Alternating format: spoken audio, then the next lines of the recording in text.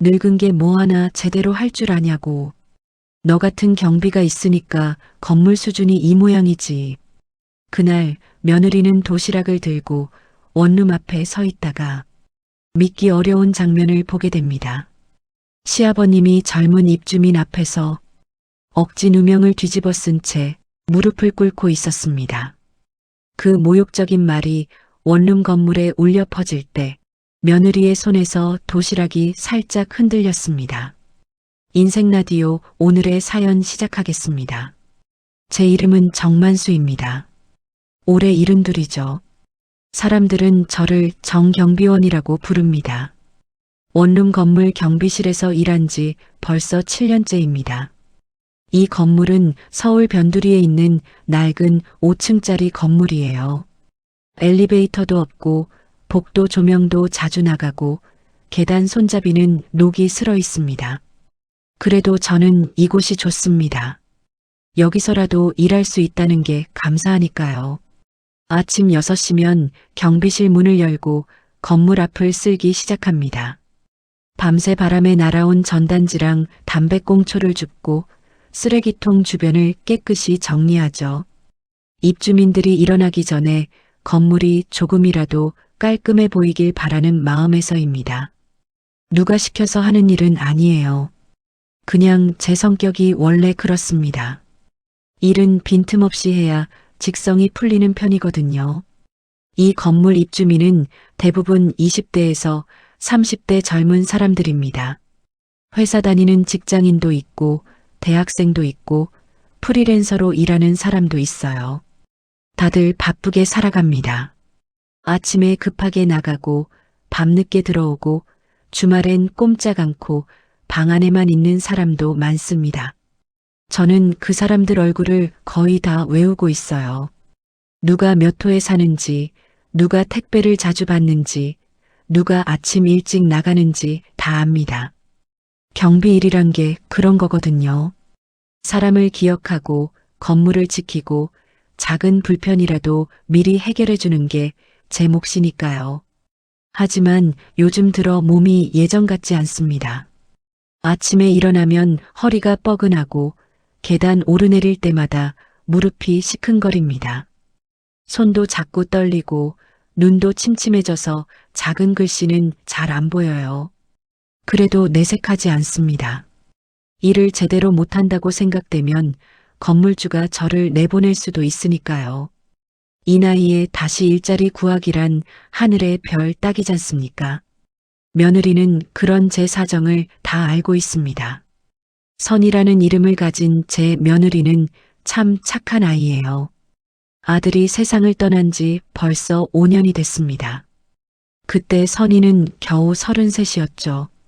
젊은 나이에 남편을 먼저 보내고 혼자 살아가야 하는 게 얼마나 힘들었을까요? 그런데도 이 아이는 저를 버리지 않았습니다. 시아버지라고 계속 챙겨주고 명절이면 찾아와서 밥 먹자고 하고 가끔은 이렇게 도시락까지 싸다 줍니다. 처음엔 사양했어요. 선이야, 너도 일하느라 바쁜데 이런 것까지 신경 쓰지 말거라. 그랬더니 선이가 웃으면서 대답했습니다. 아버지, 밥은 어차피 제 것도 해야 하는데 하나 더 싸는 게 뭐가 어려워요? 그냥 받으세요. 그 말투가 참 담담했습니다. 억지로 하는 것도 아니고 의무감에 하는 것도 아니고 그냥 당연하다는 듯이 말하더라고요. 그게 오히려 더 미안했습니다. 이 아이는 제 친딸도 아닌데 왜 이렇게까지 잘해주는 걸까? 제가 선이한테 해준 게 뭐가 있다고 이러는 걸까? 생각할수록 미안하고 고마운 마음뿐입니다. 오늘 아침에도 선이가 도시락을 들고 왔습니다. 경비실 문을 똑똑 두드리는 소리가 들려서 고개를 들었더니 선이가 환하게 웃으면서 서 있었어요. 손엔 언제나처럼 도시락 가방이 들려 있었습니다. 아버지, 아침 드셨어요? 아, 선이야. 또 이런 거 들고 왔냐? 미안하구나. 미안하긴요. 얼른 받으세요. 오늘은 아버지 좋아하시는 멸치볶음이랑 계란말이 넣었어요. 선희가 도시락을 건네며 웃었습니다. 그 웃음이 참 따뜻했어요. 저는 도시락을 받아들면서 작게 고개를 숙였습니다. 고맙다는 말을 해야 하는데 자꾸 목이 메어서 말이 잘 안 나오더라고요. 선희는 제 표정을 보고 알았는지 그냥 손을 흔들며 말했습니다. 아버지, 천천히 드세요. 저 회사 가야 해서 먼저 갈게요. 그래, 조심해서 가거라. 선희가 돌아서서 걸어가는 뒷모습을 보면서 저는 가만히 생각했습니다. 이 아이는 왜 이렇게 착할까? 세상이 각박하다고들 하는데 선희 같은 사람도 있구나. 며느리라는 이유만으로 늙은 시아버지를 이렇게 챙겨주는 사람이 또 어디 있을까?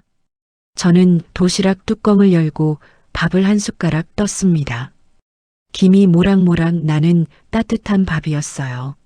멸치볶음은 간이 딱 맞게 되어 있었고 계란말이는 부드럽게 잘 구워져 있었습니다. 한 입 먹는데 눈시울이 뜨거워졌어요. 이 맛이 바로 사람 사는 맛이구나. 밥을 먹으면서 저는 문득 아들 생각이 났습니다. 아들은 착한 녀석이었어요. 말수는 적었지만 효자였습니다. 제가 힘들 때마다 옆에서 묵묵히 도와줬죠. 선이랑 결혼할 때도 저한테 먼저 물어봤습니다. 아버지, 선이 괜찮죠? 그럼 좋은 아이더라. 잘 만났다. 그때 아들이 환하게 웃던 얼굴이 아직도 눈에 선합니다. 둘이 결혼하고 행복하게 살 줄 알았는데 세상 일이란 게 참 알 수 없는 거더라고요. 아들이 교통사고로 세상을 떠나고 선이는 하루아침에 혼자가 됐습니다. 장례식장에서 선이가 울던 모습을 저는 평생 잊을 수가 없어요. 그렇게 어린 나이에 남편을 먼저 보내는 게 얼마나 아팠을까요? 그런데 선이는 울음을 참고 저한테 말했습니다. 아버지, 제가 아버지 곁에 있을게요. 그 말을 듣는 순간 저는 더 울었습니다. 이 아이가 저를 위로하고 있다는 게 믿기지 않았어요. 남편을 잃은 아이가 오히려 저를 걱정하고 있다니. 그때부터 선이는 정말 약속을 지켰습니다. 명절마다 찾아오고 전화도 자주 하고 가끔은 이렇게 도시락도 싸다 주고 저는 그게 고마우면서도 미안했습니다. 선이한테 새 인생을 살라고 말하고 싶었지만 차마 입 밖으로 내지 못했어요. 혹시 선이가 서운해할까봐, 혹시 제가 버림받을까봐 그랬던 것 같습니다. 도시락을 다 먹고 나니 몸이 한결 가벼워졌습니다. 경비실 창문 밖으로 아침 햇살이 들어오고 있었어요. 오늘도 평범한 하루가 시작되겠구나 싶었습니다. 건물 청소하고 택배 정리하고 입주민들 민원 들어주고 그렇게 하루를 보내겠죠. 별일 없는 하루면 좋겠다고 생각했습니다. 그런데 그날 오후 제 생각은 완전히 빗나가고 말았습니다. 오후 2시쯤이었을 거예요. 저는 건물 1층 복도에서 전등을 갈고 있었습니다. 며칠 전부터 깜빡거리던 형광등이 있어서 새 걸로 교체하는 중이었죠. 사다리에 올라가서 형광등을 빼내고 있는데 누군가 큰 소리로 제 이름을 불렀습니다. 이봐요, 경비 아저씨. 저는 깜짝 놀라서 고개를 돌렸습니다. 3층에 사는 젊은 남자인 이사모였어요. 우편함을 본 적이 있어서 이름은 알고 있었습니다. 20대 후반쯤 되어 보이는 남자였죠. 평소에 인사를 잘 안 하는 편이었고 가끔 복도에서 담배를 피워서 다른 입주민들이 불편해했던 사람입니다. 네, 무슨 일이십니까? 저는 사다리에서 내려와 공손하게 물었습니다. 그런데 그 남자 표정이 심상치 않았어요. 얼굴이 빨개져 있었고 눈에 핏발이 서 있었습니다. 손에는 택배 상자를 들고 있었어요. 이거 내 택배 맞죠? 네, 그런 것 같습니다. 그런데 왜 엉뚱한 데 놔뒀어요? 제가 3층 3호에 사는데 이게 왜 2층 복도에 있었는지 설명 좀 해보세요. 남자가 목소리를 높이며 따졌습니다. 저는 당황해서 택배 상자를 자세히 봤어요. 그런데 이상했습니다. 송장에 적힌 주소를 보니 2층 2호라고 적혀 있었거든요. 3층 3호가 아니라요. 저기 사장님, 이 택배는 주소가 2층 2호로 되어 있는데요. 뭔 소리야, 내가 주문했는데. 송장을 확인해 보시겠습니까? 저는 조심스럽게 택배 상자를 가리켰습니다. 남자가 송장을 보더니 표정이 굳어졌어요. 분명히 2층 2호라고 적혀 있었으니까요. 하지만 남자는 인정하지 않았습니다. 혹시 주문하실 때 주소를 잘못 입력하신 건 아닐까요? 제가 조심스럽게 말했습니다. 그 순간 남자 얼굴이 확 일그러졌어요. 지금 제가 잘못했다는 거예요? 이 아저씨가 택배 제대로 분류 안 해놓고? 아니, 그게 아니라. 아니긴 뭐가 아니에요. 늙은 게 일도 제대로 못하면서. 남자가 갑자기 목소리를 높였습니다. 복도를 지나가던 다른 입주민 몇 명이 우리 쪽을 쳐다봤어요. 저는 얼굴이 화끈거렸습니다. 창피하기도 했고 억울하기도 했습니다. 제가 택배를 잘못 둔 게 아니라 주소가 원래 그렇게 적혀 있었는데 말이에요. 사장님, 조금만 진정하시고 말씀하시죠. 진정은 무슨... 아니, 경비가 뭐 하는 사람이에요? 택배 하나 제대로 못 관리하면서 월급은 받아요? 남자 목소리가 점점 커졌습니다. 저는 입술을 깨물었어요. 변명하고 싶었지만 말을 하면 할수록 상황이 나빠질 것 같았습니다. 그냥 참는 게 나을 것 같았어요. 그런데 남자는 거기서 멈추지 않았습니다. 이런 것도 못하는 사람이 왜 여기서 일해요? 건물주한테 말해야겠네. 경비 교체해달라고. 그 말을 듣는 순간 가슴이 철렁 내려앉았습니다. 경비 교체라는 말이 귓속으로 파고들었어요. 저는 이 일자리를 잃으면 안 됩니다. 이 나이에 다시 일자리를 구한다는 게 얼마나 어려운 일인지 너무 잘 알거든요. 저는 고개를 숙이고 말했습니다. 죄송합니다. 제가 확인을 제대로 못했습니다. 확인을 제대로 못했다고? 그럼 이거 어떻게 할 건데? 음식이 다 상했는데. 제가 택배 기사님한테 연락해서 다시 확인해 보겠습니다. 그래서 언제 해결되는데? 남자가 계속 소리를 질렀습니다. 저는 등에서 식은땀이 흘러내리는 걸 느꼈어요. 주변의 사람들이 점점 더 모여들고 있었습니다. 모두 저를 쳐다보고 있었죠. 그 시선들이 너무 무거웠습니다. 정말 죄송합니다. 제가 변상하겠습니다. 그때였습니다. 내가 돈 때문에 이러는 줄 알아? 사람을 뭘로 보고. 흥분한 남자가 갑자기 제 어깨를 손으로 밀쳤어요. 저는 뒤로 휘청거렸습니다. 나이가 있다 보니 중심을 잡기가 쉽지 않았거든요. 간신히 벽을 잡고 넘어지지 않았습니다. 사장님 그만하세요. 그냥 어깨 좀 만진 건데 늙어서 휘청거리는 거 봐라. 남자가 비웃듯이 말했습니다. 그러더니 또다시 제 가슴팍을 손으로 밀었어요. 이번엔 더 세게 밀었습니다. 저는 뒤로 몇 걸음 밀려났죠. 가슴이 아팠습니다. 육체적으로도 아팠지만 마음이 더 아팠어요. 이렇게까지 당해야 하나. 저는 고개를 더 숙였습니다. 눈물이 날 것 같았지만 꾹 참았어요. 사람들 앞에서 우는 모습을 보이고 싶지 않았습니다. 그냥 이 상황이 빨리 끝났으면 좋겠다는 생각뿐이었어요. 무릎 꿇고 사과해. 남자가 갑자기 말했습니다. 네. 무릎 꿇고 제대로 사과하라고. 그럼 이번 한 번은 넘어가 줄게. 저는 귀를 의심했습니다. 무릎을 꿇으라고요? 제가 잘못한 것도 없는데? 주소는 분명히 2층 2호라고 적혀 있었는데? 그런데 남자는 진심이었습니다. 주변 사람들도 웅성거리기 시작했어요. 일 제대로 못한 사람이 사과하는 게 당연한 거 아니야? 남자가 팔짱을 끼고 저를 내려다봤습니다. 저는 주변을 둘러봤어요. 사람들은 그냥 구경만 하고 있었습니다. 아무도 나서서 말리지 않았어요. 어떤 사람은 핸드폰으로 영상을 찍고 있기까지 했습니다. 저는 천천히 무릎을 꿇었습니다. 바닥이 차가웠어요. 무릎에 통증이 왔지만 참았습니다. 고개를 숙이고 말했습니다. 죄송합니다. 더 크게, 제대로 들리게. 죄송합니다.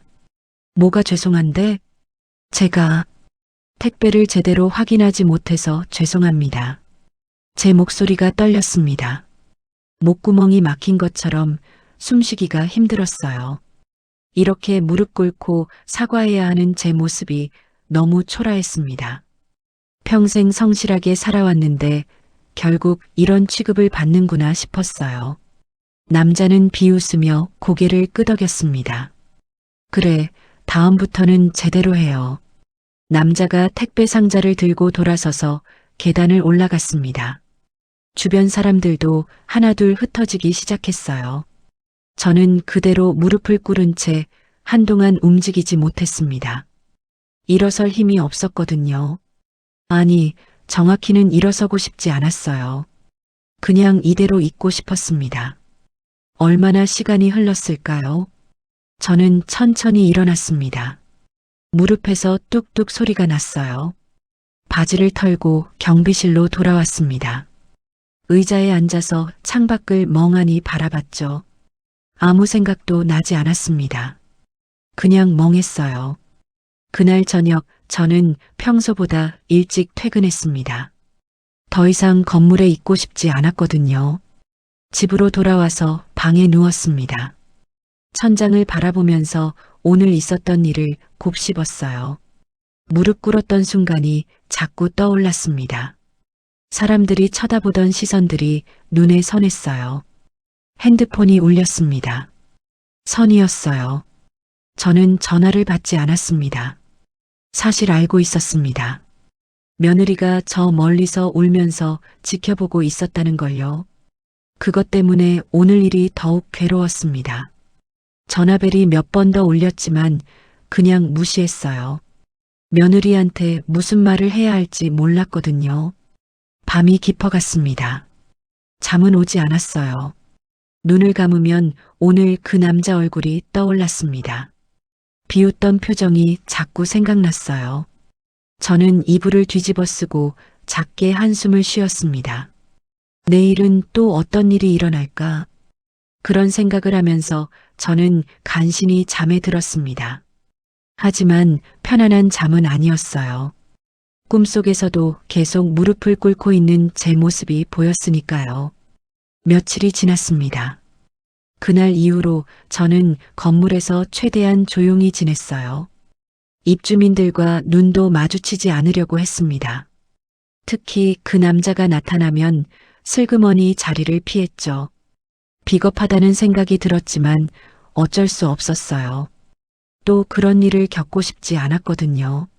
선희는 그날 이후로 더 자주 찾아왔습니다. 거의 이틀에 한 번씩 도시락을 가져다 줬어요. 제가 괜찮다고 말해도 소용없었습니다. 며느리는 그냥 웃으면서 도시락을 건네고 갔죠. 그 웃음 뒤에 걱정이 숨어 있다는 걸 저는 알고 있었습니다. 목요일 오후였습니다. 저는 건물 현관 앞에서 낙엽을 쓸고 있었어요. 가을이 깊어지면서 나무에서 떨어지는 낙엽이 많아졌거든요. 빗자루질을 하는데 익숙한 목소리가 들렸습니다. 야, 경비 아저씨. 등골이 서늘해졌습니다. 그 남자였어요. 저는 천천히 돌아섰습니다. 남자는 또 불만 가득한 얼굴로 서 있었어요. 손에는 이번에도 택배 상자를 들고 있었습니다. 네, 무슨 일이십니까? 최대한 공손하게 물었습니다. 또 택배를 엉뚱한 데다 놔뒀던데요? 제가 지난번에 뭐라고 했죠? 죄송합니다. 제가 확인은 무슨, 맨날 확인만 하고 또 똑같은 실수 반복하고. 남자가 목소리를 높였습니다. 사실 이번에도 제 잘못이 아니었어요. 하지만 변명하면 상황만 나빠질 게 뻔했죠. 저는 그냥 고개를 숙였습니다. 정말 죄송합니다. 맨날 죄송하다고만 하면 뭐해? 능력이 안 되면 일을 하지 말아야지. 남자가 택배 상자를 바닥에 내팽개쳤습니다. 쿵 소리가 크게 났어요. 지나가던 사람들이 우리 쪽을 쳐다봤습니다. 저는 얼굴이 화끈거렸어요. 또 이러는구나. 또 사람들 앞에서 망신당하는구나. 남자가 한 걸음 다가왔습니다. 저는 본능적으로 뒤로 물러났어요. 남자 눈에서 공격성이 느껴졌거든요. 지난번처럼 또 손찌검을 할 것 같았습니다. 내가 건물주한테 정식으로 항의할 거야. 이런 식으로 일하는 경비는 교체돼야 한다고. 가슴이 쿵 내려앉았습니다. 건물주한테 항의한다는 말이 칼처럼 날카로웠어요. 정말로 건물주한테 그런 말이 들어가면 저는 끝입니다. 이 나이에 일자리를 잃으면 어디 가서 다시 일을 구하겠어요. 제발 한 번만 봐주십시오.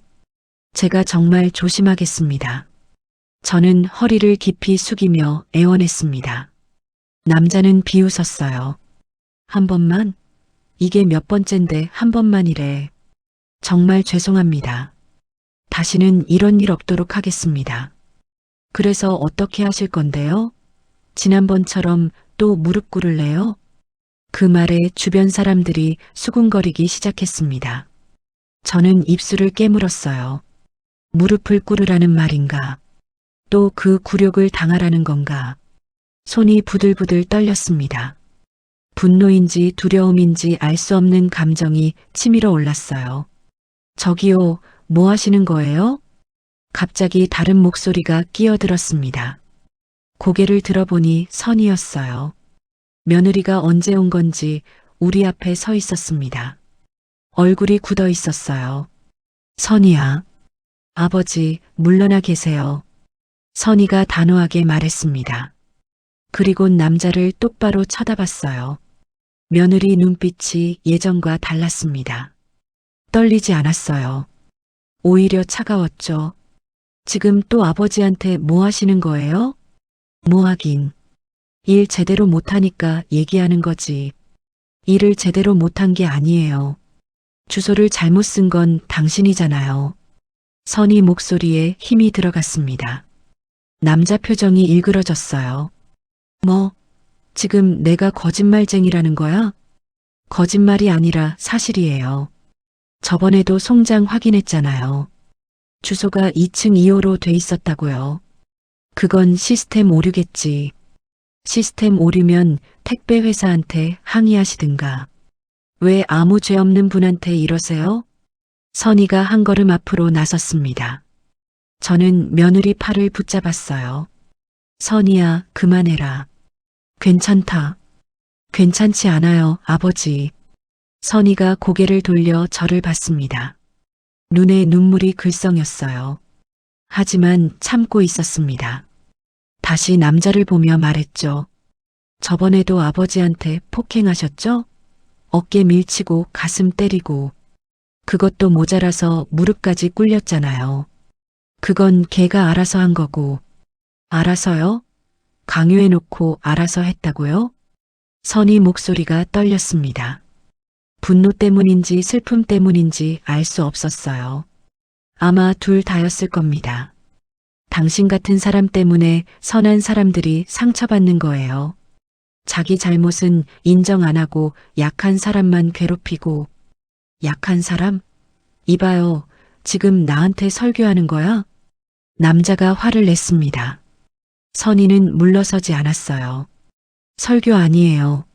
사실을 말하는 거예요. 당신이 한 짓은 폭행이고 모욕이에요. 뭐? 폭행? 네, 폭행이에요. 신고하면 처벌받을 일이고요. 선이가 핸드폰을 꺼내 들었습니다.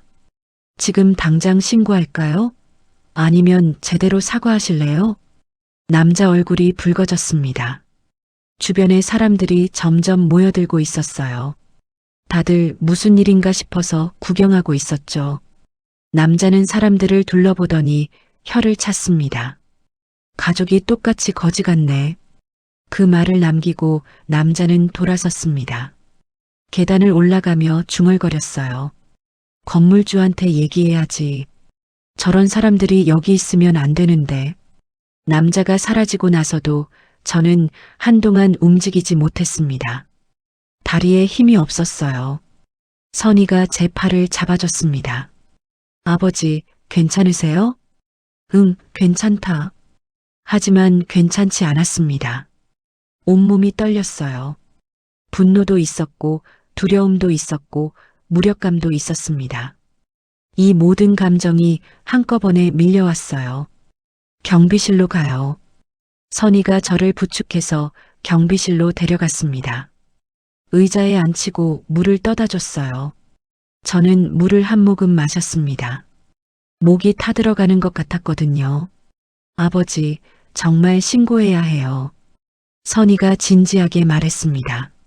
신고는 무슨, 폭행이에요, 폭행?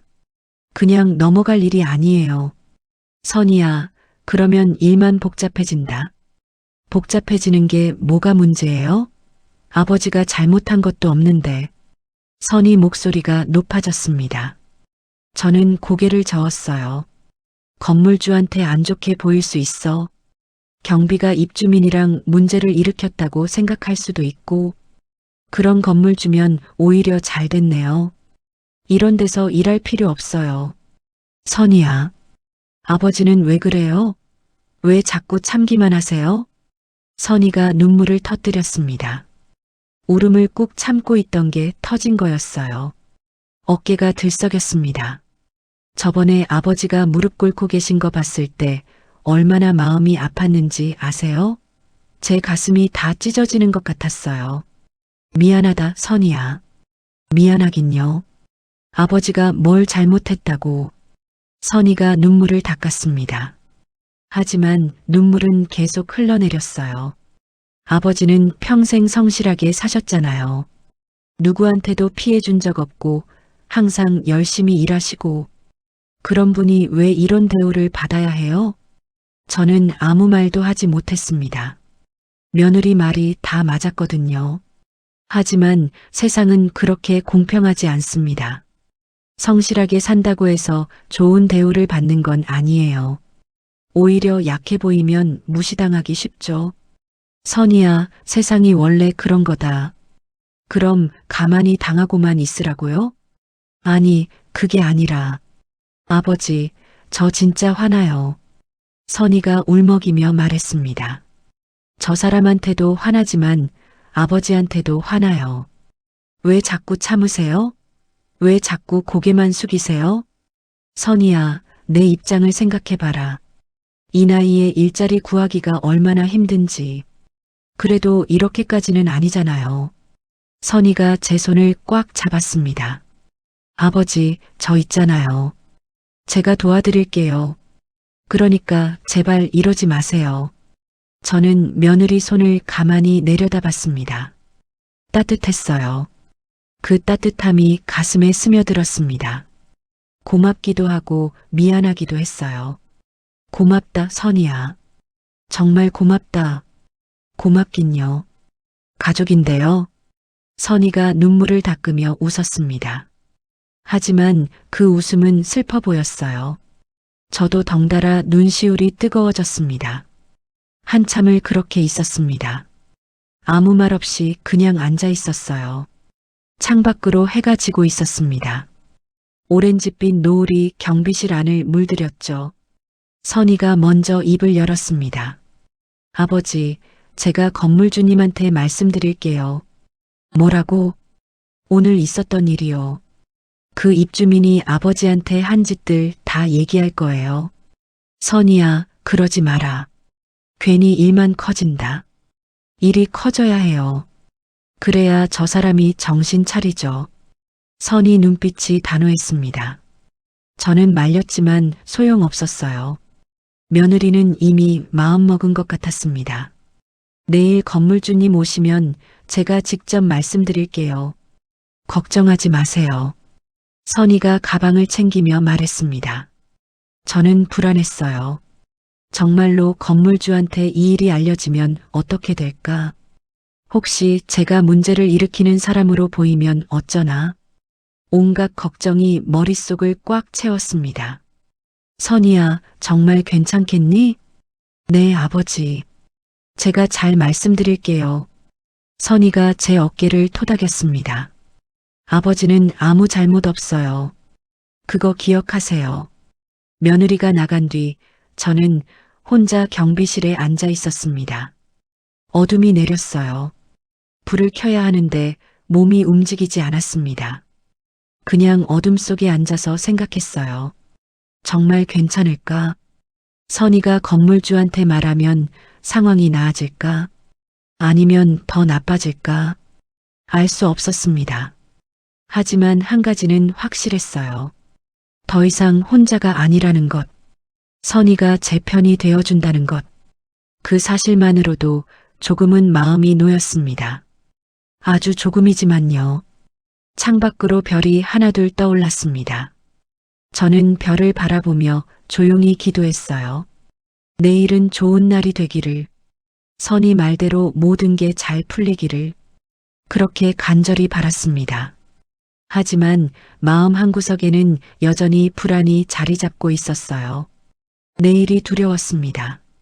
다음 날 아침은 평소보다 일찍 왔습니다. 아니, 정확히는 제가 잠을 제대로 못 잔 거였죠. 새벽부터 뒤척이다가 결국 5시에 일어났어요. 씻고 옷을 입고 경비실로 나왔습니다. 건물은 아직 조용했어요. 선이가 건물주한테 말한다고 했습니다. 그 생각만 하면 가슴이 답답했어요. 건물주가 제 편을 들어줄까? 아니면 귀찮은 일이라고 생각할까? 온갖 상상이 머릿속을 맴돌았습니다. 8시쯤 선이가 왔습니다. 평소보다 일찍 온 거였어요. 손에는 또 도시락이 들려 있었습니다. 아버지, 아침 드셨어요? 아직이다. 그럼 이거 드세요. 오늘 건물주님 오시는 거 아시죠? 응, 안다. 저는 도시락을 받으며 고개를 끄덕였습니다. 선이는 제 표정을 살폈어요. 아버지, 너무 걱정하지 마세요. 제가 잘 말씀드릴게요. 그래, 고맙다. 하지만 걱정이 되는 건 어쩔 수 없었어요. 선이가 경비실 안의자에 앉았습니다.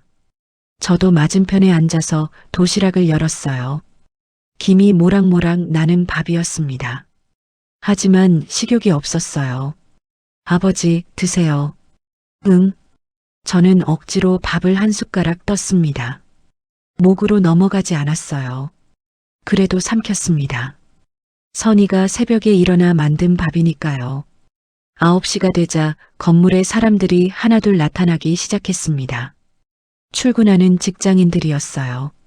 다들 바쁘게 건물을 나섰죠. 그 중에 그 남자도 있었습니다. 남자는 경비실을 지나가며 저를 흘끗 쳐다봤어요. 비웃는 표정이었습니다. 저는 고개를 숙였어요. 눈을 마주치고 싶지 않았거든요. 아버지, 왜 고개를 숙여요? 선이가 조용히 물었습니다. 아니다. 그냥 아버지는 당당해야 해요. 잘못한 게 없으니까. 선이 말이 맞았습니다. 하지만 당당하기란 쉽지 않았어요. 이미 여러 번 무시당하고 모욕당한 뒤였으니까요. 10시쯤 건물주가 왔습니다. 50대 중반쯤 되어 보이는 남자였어요. 키가 크고 인상이 날카로운 편이었죠. 평소에 건물을 자주 방문하지는 않았습니다. 한 달에 한두 번 정도 들르는 정도였어요. 정 경비원님, 안녕하세요. 건물주가 인사를 했습니다. 아, 네. 안녕하십니까. 저는 얼른 일어나서 인사했어요. 건물주는 경비실 안을 둘러봤습니다. 그러다 선의를 발견했죠. 이분은 누구신가요? 아, 제 며느리입니다. 아, 그러시구나. 안녕하세요. 건물주가 선의에게 고개를 끄덕였습니다. 선의도 일어나서 인사했어요. 안녕하세요. 사장님, 잠깐 말씀드릴 게 있는데요. 네, 무슨 일이신가요? 건물주가 궁금하다는 표정을 지었습니다. 선희는 심호흡을 한 번 하더니 입을 열었어요. 사장님, 이 건물 3층에 사시는 입주민분이 아버지한테 폭행과 모욕을 했습니다. 건물주 표정이 굳어졌습니다. 폭행이요? 네. 택배 문제로 시비를 걸더니 아버지 어깨를 밀치고 가슴을 때렸어요. 그것도 모자라서 무릎까지 꿇렸습니다. 선희 목소리가 떨렸습니다. 분노를 참는 게 느껴졌어요. 건물주는 저를 봤습니다. 정말입니까? 그게, 네, 그런 일이 있긴 했습니다. 저는 어쩔 수 없이 인정했어요. 건물주가 미간을 찌푸렸습니다. 왜 저한테 말씀 안 하셨어요? 죄송합니다. 일이 커질까봐. 일이 커지고 말고가 중요한 게 아니죠. 이건 명백한 폭행입니다. 건물주 목소리에 힘이 들어갔습니다. 선희가 고개를 끄덕이며 말했어요. 맞아요. 그리고 어제도 또 그랬어요. 제가 직접 봤습니다. 어제도요? 네. 또 택배 문제로 시비를 걸더니 큰 소리 지르고 협박했어요. 건물주 얼굴이 점점 굳어졌습니다. 그 입주민이 누군가요? 3층 3호에 사는 분입니다. 선희가 대답했습니다. 건물주는 턱을 만지작거리며 생각에 잠겼어요. 한참을 그러고 있더니 고개를 끄덕였습니다. 알겠습니다. 제가 확인해 보겠습니다. 감사합니다, 사장님. 선희가 고개를 숙였습니다. 건물주는 저를 보며 말했어요. 정경비원님, 앞으로는 이런 일 있으면 바로 연락 주세요. 제가 있는 건물에서 이런 일이 일어나선 안 됩니다. 네, 죄송합니다. 죄송할 일이 아닙니다. 피해자는 경비원님이시니까요. 건물주가 경비실을 나가며 말했습니다. 제가 그 입주민한테 직접 얘기하겠습니다. 문이 닫혔습니다. 저는 선희를 봤어요. 며느리는 안도의 한숨을 쉬었습니다. 다행이다. 사장님이 이해해 주시네요. 그러게. 고맙다, 선희야. 고맙긴요.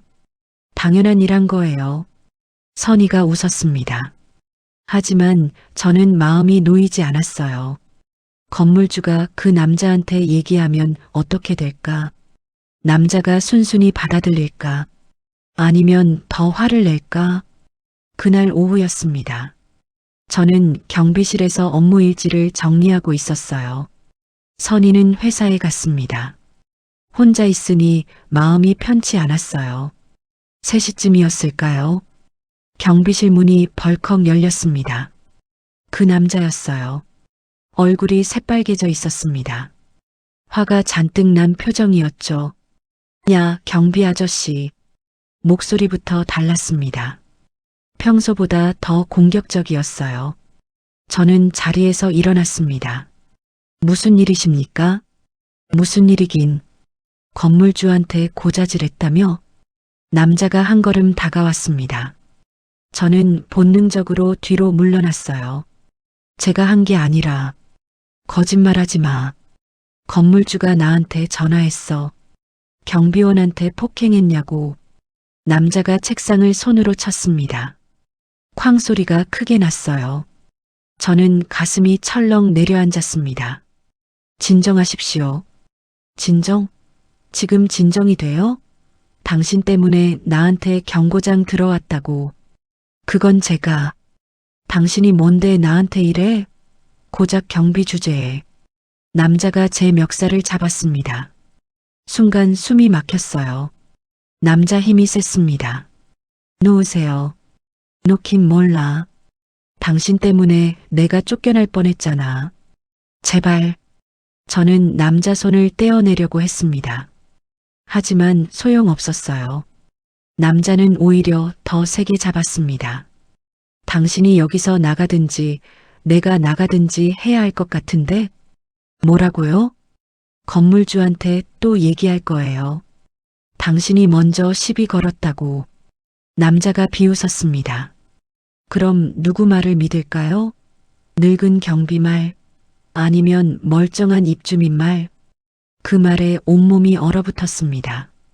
맞는 말이었어요. 누가 봐도 제가 불리했습니다. 증거도 없고 목격자도 없으니까요. 바로 그때였습니다. 지금 뭐 하시는 거예요? 누군가 소리쳤습니다. 고개를 돌려보니 건물주였어요. 건물주가 경비실 문 앞에 서 있었습니다. 얼굴이 굳어 있었어요. 남자가 깜짝 놀라 제 멱살을 놨습니다. 아, 사장님. 지금 경비원한테 폭행하는 겁니까? 건물주 목소리가 차갑게 식어 있었습니다. 남자는 당황한 표정으로 손을 내저었어요. 아니, 이게 아니라 제가 다 봤습니다. 멱살 잡고 협박하는 거. 건물주가 한 걸음 안으로 들어왔습니다.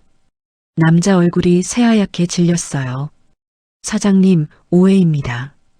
이 사람이 먼저. 오해 아닙니다. 제가 직접 목격했으니까요. 건물주가 단호하게 말했습니다. 그리고 어제 방범 카메라 확인했습니다. 며칠 전에도 경비원님한테 폭행하셨더군요. 남자가 입을 다물었습니다. 방범 카메라. 그걸 깜빡했던 거죠. 건물 복도 곳곳에 카메라가 있었으니까요. 손님, 저번에 경고했습니다. 다시 이런 일 있으면 조치하겠다고. 사장님, 제발 한 번만. 계약 해지합니다. 이번 달 안으로 나가주십시오. 건물주 말이 칼날처럼 날카로웠습니다. 남자 얼굴이 일그러졌어요. 이게 말이 돼요? 제가 뭘 잘못했다고. 폭행입니다. 그것도 반복적인 폭행. 그리고 지금 제 앞에서도 또 그러셨고요. 하지만 더 이상 할 말 없습니다. 법적 조치도 고려 중이니 알아서 하십시오. 건물주가 돌아서서 나갔습니다. 남자는 멍하니 서 있었어요. 그러더니 저를 돌아봤습니다. 눈에 원망이 가득했어요. 다 당신 때문이야. 남자가 중얼거리며 경비실을 나갔습니다. 문이 쾅 닫혔습니다. 저는 그 자리에 그대로 서 있었어요. 다리에 힘이 없었습니다. 의자에 털썩 주저앉았죠. 방금 무슨 일이 일어난 건가? 건물주가 직접 목격했다고. 방범 카메라도 확인했다고. 그 남자는 쫓겨나게 됐다고. 믿기지 않았습니다. 한참 뒤에 건물주가 다시 경비실로 왔습니다. 정 경비원님, 괜찮으십니까? 아, 네. 괜찮습니다. 저는 얼른 일어섰어요. 건물주는 미안한 표정을 지었습니다. 제가 진작 신경 썼어야 했는데. 죄송합니다. 아니요, 사장님. 감사합니다. 입주민이 경비원님한테 폭행하는 걸 제가 묵과할 순 없습니다. 건물주가 단호하게 말했습니다. 그리고 다른 입주민들한테도 물어봤어요. 경비원님이 얼마나 성실하게 일하시는지. 저는 고개를 들었습니다. 2층에 사시는 김 선생님이 그러시더군요. 밤늦게까지 쓰레기 정리하시는 거 봤다고. 아, 4층 박 씨는 수도 고장났을 때 경비원님이 직접 고쳐주셨다고 하시고. 건물주가 하나하나 말했습니다. 5층 대학생은 짐 옮기는 거 도와주셨다고 감사하다고 전해달라고 하더군요. 제 눈시울이 뜨거워졌습니다. 그런 줄 몰랐어요. 입주민들이 저를 그렇게 봐주고 있었다니. 정 경비원님, 앞으로도 잘 부탁드립니다. 건물주가 손을 내밀었습니다. 저는 그 손을 잡았어요. 따뜻했습니다. 감사합니다, 사장님. 아니요. 제가 감사하죠. 건물주가 웃으며 나갔습니다. 저는 혼자 경비실에 남았어요. 한동안 멍하니 앉아 있었습니다. 그러다 문득 눈물이 났습니다. 참았던 게 터진 거였어요. 어깨가 들썩였습니다. 소리내서 울었어요. 서러워서 운 건지 고마워서 운 건지 모르겠습니다. 아마 둘 다였을 거예요. 한참을 울고 나니 마음이 한결 가벼워졌습니다. 저는 눈물을 닦고 창밖을 봤어요. 해가 서쪽으로 기울고 있었습니다. 따뜻한 햇살이 경비실 안을 비췄죠. 오늘은 좋은 날이었습니다. 정말 오랜만에 좋은 날이었어요. 그날 저녁 선희한테 전화가 왔습니다. 아버지, 괜찮으세요? 응, 괜찮다. 오늘 좋은 일이 있었다. 저는 오늘 있었던 일을 며느리한테 다 얘기했어요. 건물주가 직접 목격한 것, 방범 카메라를 확인한 것, 그 남자가 쫓겨나게 된 것. 선희는 전화기 너머로 기뻐하는 목소리를 냈습니다. 정말요? 다행이다. 정말 다행이에요. 다 내 덕분이다, 선희야. 아니에요. 사장님이 좋으신 분이셨던 거죠. 선희 목소리가 밝았습니다. 오랜만에 듣는 밝은 목소리였어요. 저도 덩달아 기분이 좋아졌습니다. 아버지, 내일 제가 일찍 갈게요. 같이 아침 먹어요. 그래, 그러자. 전화를 끊고 나니 마음이 편안했습니다. 오랜만에 푹 잘 수 있을 것 같았어요. 그날 밤 저는 정말 오랜만에 편하게 잠들었습니다. 이틀 뒤였습니다. 그 남자가 이사를 나갔어요. 짐을 실은 작은 트럭이 건물 앞에 섰습니다. 남자는 짐을 옮기면서도 한 번도 저를 쳐다보지 않았어요. 저도 모른 척 했습니다. 굳이 눈 마주칠 이유가 없었으니까요. 트럭이 떠나는 걸 경비실 창문으로 지켜봤습니다. 가슴 한편이 후련했어요. 드디어 끝났구나. 그 생각을 하니 어깨가 가벼워지는 것 같았습니다. 오후에 건물주가 들렀습니다. 정경비원님, 그 입주민 나갔습니다. 네, 봤습니다. 앞으로는 이런 일 없을 겁니다. 제가 입주민 심사를 더 꼼꼼히 하겠습니다.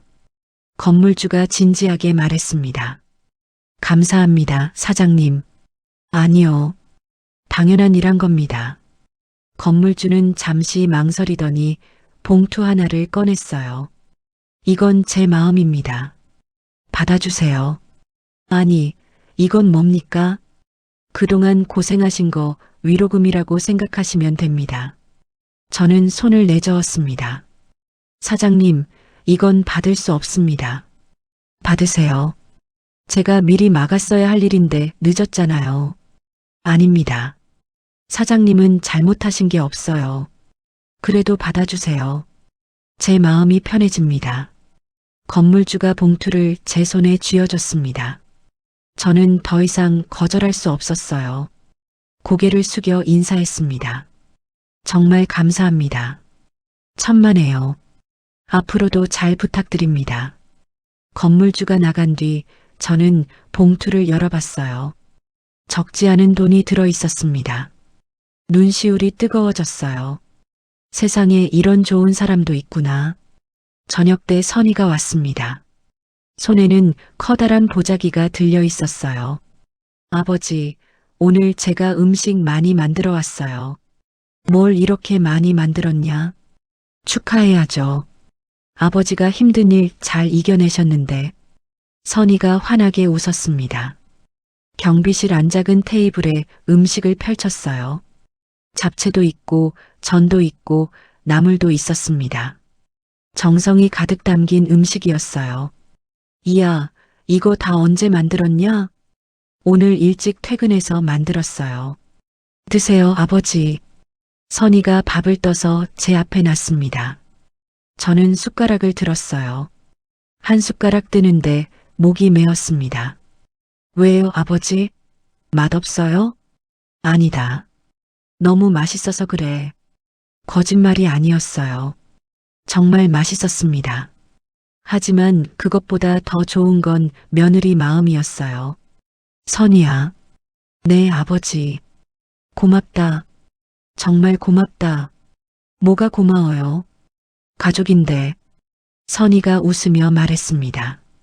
가족. 그 말이 가슴에 와닿았어요. 아들이 떠난 뒤로 저는 혼자라고 생각했습니다. 하지만 아니었어요. 선희가 있었죠. 선희야, 내가 너한테 해준 게 뭐가 있다고 이렇게까지 해주냐? 아버지가 해주신 건 많아요. 뭐가? 제가 힘들 때 옆에 있어 주셨잖아요. 선희 목소리가 작아졌습니다. 남편 떠나보냈을 때 저 혼자였으면 못 버텼을 거예요. 아버지가 계셔서 버틸 수 있었어요. 내가 뭘 해준 게 많이 해주셨어요. 제가 올 때마다 토닥여 주시고 밥 먹으라고 챙겨주시고 그냥 옆에 있어 주셨잖아요. 선희 눈에 눈물이 고였습니다. 그게 얼마나 큰 힘이 됐는지 아세요? 저는 아무 말도 못했어요. 그랬던가? 제가 선희한테 그런 힘이 됐던가? 저는 그냥 며느리가 안쓰러워서 옆에 있어준 것뿐인데. 아버지, 우리 앞으로도 잘 지내요. 서로 의지하면서. 그래, 그러자. 저는 며느리 손을 꽉 잡았습니다. 따뜻했어요. 그 따뜻함이 온몸으로 퍼져나갔습니다. 그날 밤 둘이서 밥을 먹고 이야기를 나눴습니다. 오랜만에 편하게 웃고 떠들었어요. 선희는 회사 이야기를 했고 저는 건물에서 있었던 재미있는 일들을 얘기했습니다. 아버지, 근데 4층에 새로 이사 온 사람 있잖아요. 응, 안다. 그분이 아버지 칭찬 엄청 하시던데요. 그래. 네. 엘리베이터에서 만났는데 경비 아저씨가 정말 친절하시고 성실하시다고. 선희가 웃으며 말했습니다. 그리고 5층 대학생도요. 아버지가 밤늦게까지 공부한다고 불 켜주신 거 엄청 고마워하던데요. 그런 건 당연한 건데 뭘 당연하지 않아요. 다들 그렇게 안 해요. 아버지니까 그렇게 하시는 거죠. 선희 말에 얼굴이 화끈거렸습니다. 칭찬받는 게 쑥스러웠어요. 하지만 기분은 좋았습니다. 선희야, 사실 요즘 생각했거든. 무슨 생각이요? 이 일을 그만둘까 하고. 선희 표정이 굳어졌습니다. 왜요? 무슨 일 있어요? 아니, 나이도 있고 몸도 예전 같지 않아서. 그리고 이런 일도 있었고. 아버지. 선희가 제 손을 잡았습니다. 아버지가 하고 싶으신 대로 하세요. 그만두고 싶으시면 그만두시고. 하지만 그 사람 때문에 그만두시는 거면 안 돼요. 그 사람 때문은 아니고. 정말요? 선희가 제 눈을 똑바로 봤습니다. 저는 고개를 끄덕였어요. 응. 그냥 나이가 있으니까 생각이 드는 거지. 아버지, 천천히 생각하세요. 급하게 결정하지 마시고. 그래, 그럴게. 사실 아직 그만둘 생각은 없었습니다. 오늘 입주민들이 저를 좋게 봐준다는 얘기를 듣고 나니 조금 더 해볼 만하다는 생각이 들었거든요. 며칠이 지났습니다. 건물 분위기가 달라진 게 느껴졌어요. 입주민들이 저를 보면 먼저 인사를 했습니다. 경비 아저씨, 안녕하세요. 네, 안녕하세요. 어제 쓰레기 치워주셔서 감사했어요. 아니에요. 제가 할 일인걸요.